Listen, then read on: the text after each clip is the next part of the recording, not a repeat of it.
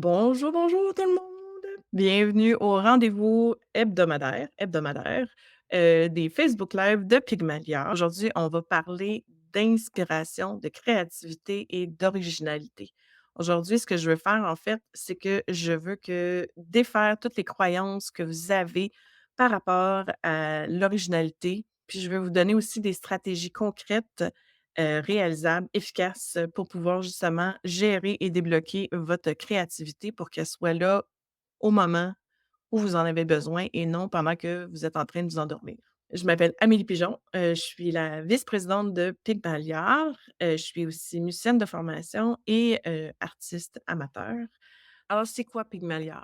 Mais en fait, Pygmalion, on a une mission. On veut aider les artistes à créer des œuvres de grande qualité.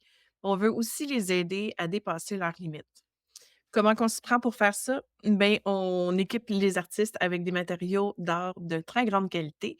On partage aussi nos savoirs, nos connaissances, nos inspirations à travers des vidéos, des guides, gratuits. Alors, c'est parti. C'est quoi l'inspiration? C'est un processus mental, hein. Ce n'est pas la lumière qui vient d'arriver dans ton cerveau, elle est déjà là. C'est un processus mental conscient, mais aussi parfois inconscient. Ça nous pousse à faire quelque chose, donc une action. Dans notre cas, à nous, ça nous pousse à créer quelque chose de nouveau. Ça vient d'où?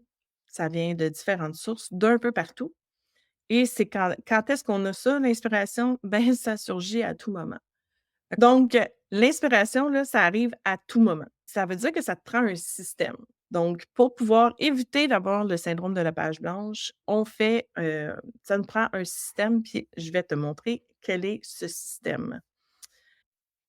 Il y a beaucoup de gens qui vont prendre un journal, soit, journal pour écrire leurs inspirations, mais il y a aussi le journal artistique. La seule problématique avec ça, c'est que à moins que tu l'emmènes partout. Puis qu'après ça, c'est vraiment toujours de l'écrire. C'est pas toujours, évident de concentrer, puis d'avoir une structure à l'intérieur de ces inspirations-là. Donc moi, ce que je te propose, c'est de, sauvegarder et d'organiser tes idées avec Google Keep, qui prend toutes les inspirations que tu peux avoir, que ça soit je pense que je les ai notées en plus, que ça soit sur Google, vidéo, quelque chose sur Pinterest que tu as trouvé, peu importe, une citation, même juste une idée comme ça, une photo, tout se met là, puis ça va suivre ton compte Google, ce qui fait que tu peux arriver sur ton site internet, ton pas ton site internet, mais sur ton compte Google, sur ton ordinateur, ta tablette, ton téléphone et les inspirations, toutes les choses que tu vas avoir pris vont être là. Quand on arrive avec le Google Keep, là, après ça, ça devient plus facile de faire des liens avec un journal ou un journal artistique. Le journal artistique, dans ce cas-là, peut être plus, au niveau de l'expérimentation. Est-ce que vous avez peur de vous inspirer des autres? Est-ce que vous avez peur de vous faire dire que vous faites du plagiat?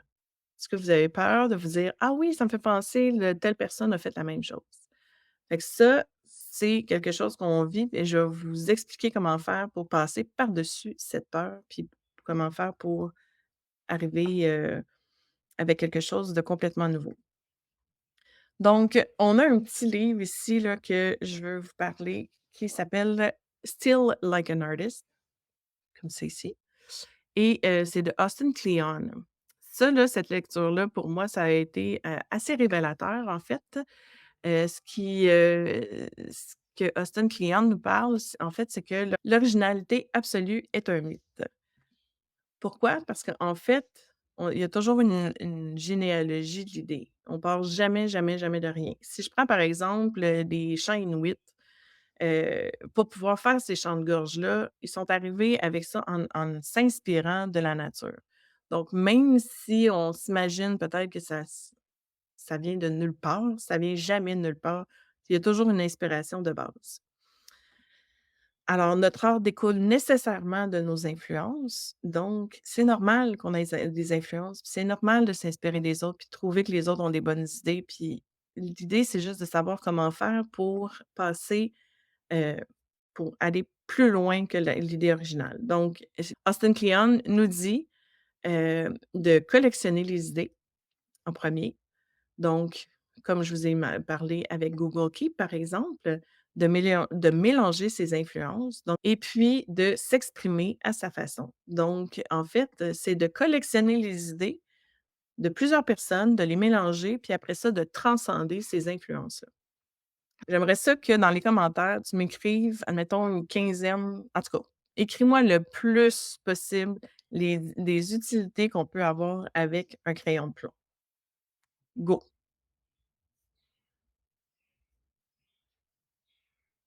Habituellement, les gens sont comme: «OK, on peut écrire, on peut dessiner, puis après ça, qu'est-ce qu'on peut faire d'autre?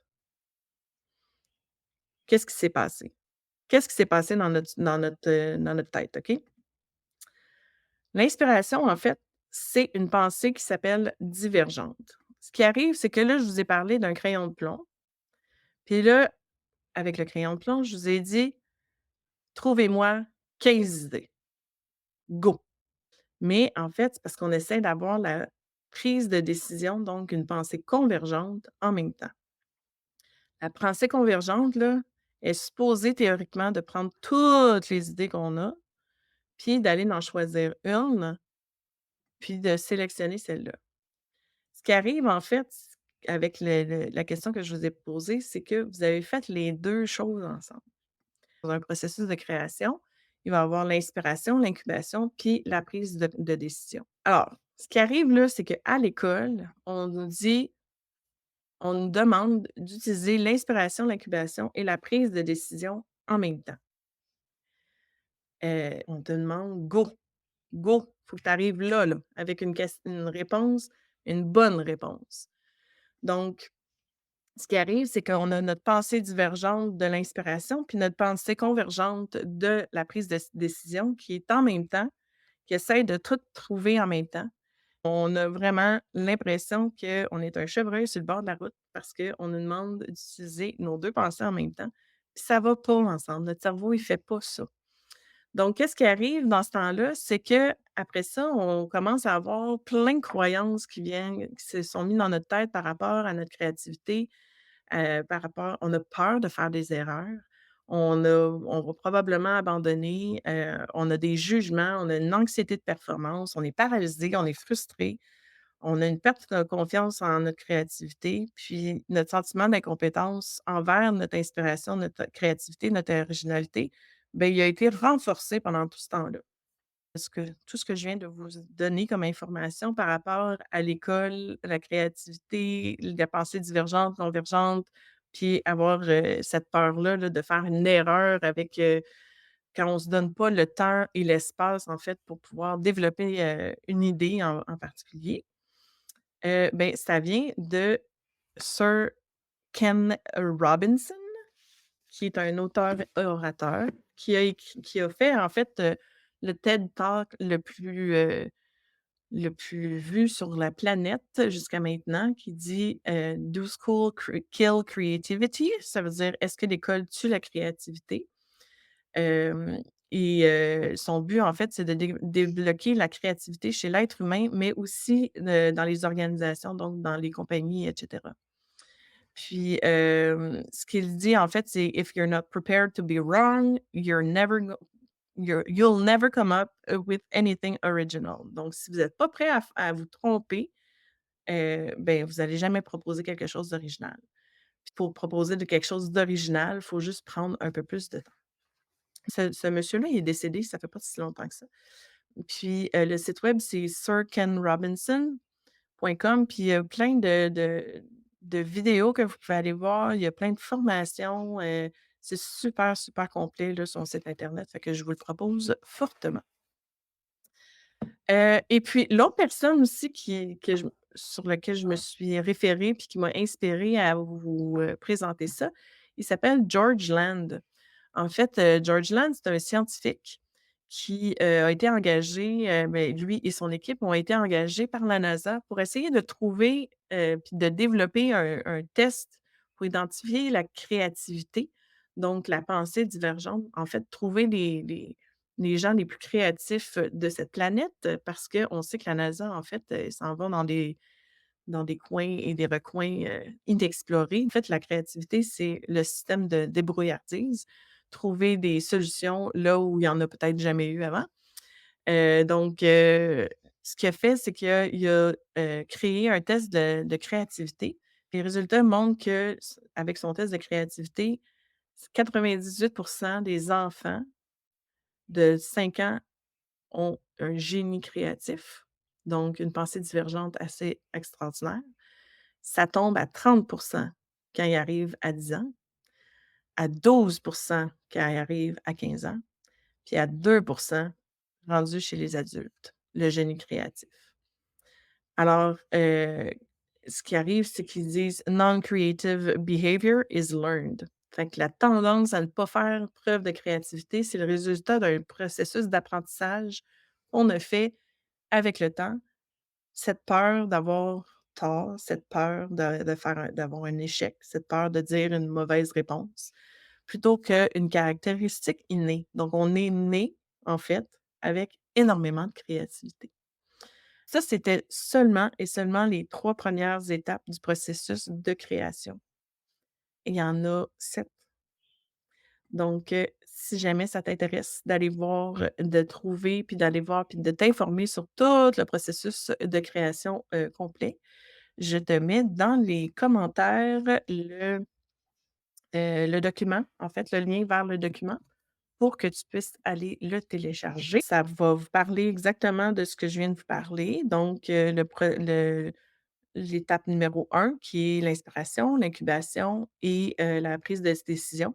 Les liens vers, les vidéos les vidéos de TED Talk que je vous ai parlé, les liens vers, le site internet de Sir, Ken Robinson, ils sont là. Le lien vers le test de créativité est là aussi. Donc, hésitez pas là à aller vous le procurer. Puis, comme j'aime bien aider les gens à trouver des solutions à leurs problèmes, mais pour pouvoir le faire, ça me prend en fait de connaître vos problèmes. Donc, je vais vous mettre le, sondage le plus court du monde, qui est ici. Sondage le plus court du monde. Artiste visuel, tanné de ne pas trouver les réponses à vos questions. Donc la question, c'est une seule question: «Quel est en ce moment ton plus grand défi en lien avec ton art?» Avant de te quitter, je veux juste que tu restes à l'affût, des prochaines vidéos parce que je vais passer à travers chacune des étapes du processus créatif plus en profondeur. Merci beaucoup d'avoir été là. Bye.